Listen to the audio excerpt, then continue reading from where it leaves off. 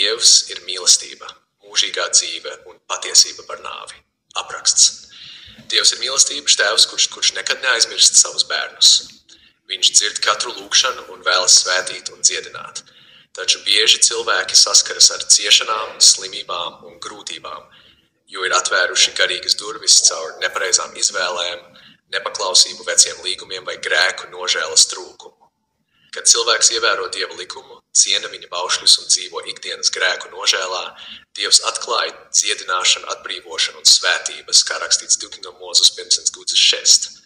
Bet ja cilvēks dzīvo apzinātā grēkā, viņš aizver durvis Dieva darbībai, jo Dievs ciena brīvo gribu.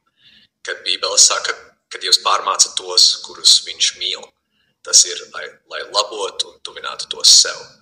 Ciešanas bieži ir sekas plaisām, kas ļauj ienaidniekam darboties. Ienaidnieks ir kā rūcošs lauva, kas meklē, ko aprīt, Pētera pēcaušana.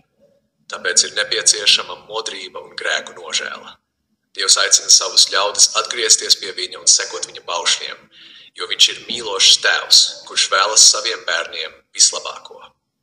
Ja tu esi pārbaudījumos, saproti, ka Dievs ir ar tevi, lai stiprinātu tavu ticību, bet viņš gaida tavas pārmaiņas, lai aizvērtu durvis, kuras ienaidnieks izmanto.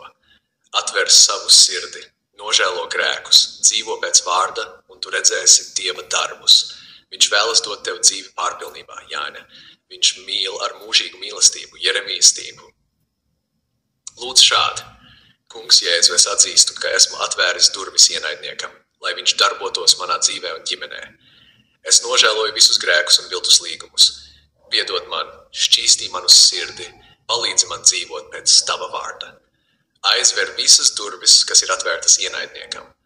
Aizsargā manu māju un manu dzīvi ar savām dārgajām asinīm. Atbrīvo mani no katras ļaunas ietekmes un piepild mani ar savu svēto garu, lai es varētu staigāt uzvarā un mierā.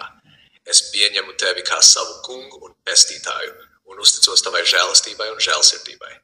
Jēzus vārdā. Āmen. Bībele māca, ka nāves brīdī miesa atgriežas pīšļos, bet gars paliek dzīvs, Salamans mācītājs deva Sefim. Gara liktenis tiek noteikts caur ticību un paklausību Dievam. Tie, kas ir Kristū, nonāk paradīzē. Lūkas nav kristie, kas nav Kristū, nonāk hadē. Lūkas sits, tad var izdarīt. Nav miega vai izdzišanas. Gars paliek apzināts ar atmiņām un jūtām, kā bagātā vīra un Lācara stāstā. Pēc nāves nāvi iespējas mainīt likteni, jo ebrejiem izteikuti sedzina saka, ka pēc nāves nāk tiesa. Starp nāvi un augšām celšanos glābtie dus pie kunga klātbūtnes un pazudušie gaida tiesu mokās. Lūkas 6. Augšām celšanās laikā glābtie saņems neiznīcīgus ķermeņus un dzīvos mūžīgi kopā ar Dievu, 1. Korintiešiem 5:4. Pazudušie arī tiks uzmodināti tiesai un nosodījumam. Atklāsmes 20, kas nedeķī, the next business. Glābto mūžīgā mājvieta ir jaunā zeme, kur nebūs ne sāpju, ne nāves. Atklāsmes 20. Pazudušie dosies uguns ezerā, Mateja 25:47, atklāsmes 20. Dēmoni ir kritušo eņģeļu gari, kuri tika izmesti no debesīm. Viņi nevairojas kā cilvēki, bet izplatās ietekmējot cilvēkus, samaitājot domas un virzot uz meliem, ideoloģijām un viltus reliģijām. Mateja 11:9. Lai pēc nāves būtu drošībā, jābūt Kristū, Jāņš nenetrenis.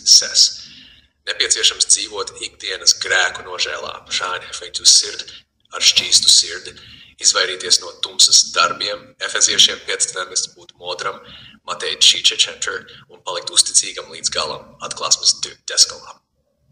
Ja tu vēl neesi nodevis savu dzīvi Jēzum, lūdz šādi.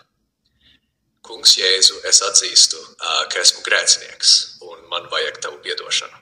Es ticu, ka tu nomiri pie krusta par maniem grēkiem un augšām cēlies, lai dotu man mūžīgo dzīvību. Es pieņemu tevi tagad kā savu kungu un pestītāju. Piedod man manus grēkus, šķīstī manu sirdi, palīdzi man dzīvot katru dienu tev. Paldies, ka glāb mani un turi līdz galam. Āmen. Nāve nav beigas, bet mūžības sākums. Katrs cilvēks tiks tiesāts pēc tā, kā viņš dzīvojas. Pēc nāves nav jaunas iespējas. Lēmuma laiks ir šodien. Atgriezies pie Jēzus, nodod savu dzīvi viņam un dzīvo katru dienu, lai iepriecinātu viņu. Dievs, lai svētī un sargā tevi vienmēr.